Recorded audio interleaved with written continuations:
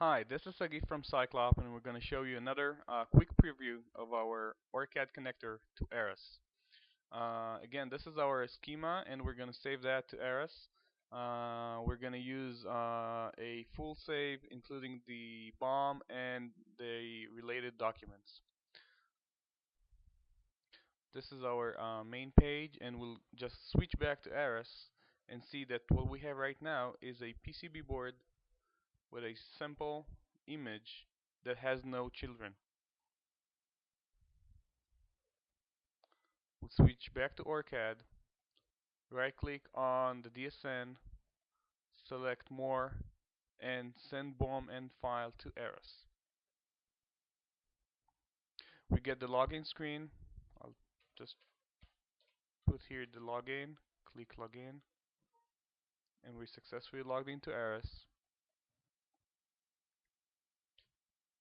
The connector now generates the PDF and verifies that all parts are inside Aras. We get a message if not all parts are in there. We'll just say that we're okay with that not all the parts are found. Is generating the PDF and related files and also links the BOM. And when it's done, I'll just click close and switch back to Aras. Let's refresh the view. Double click on the PCB board. Okay. We'll see now the PCB board has children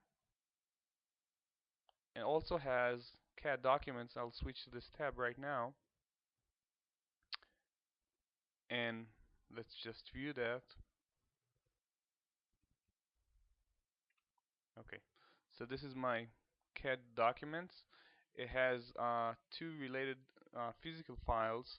One is the actual DSN file and the other one is the PDF generated from OrCAD.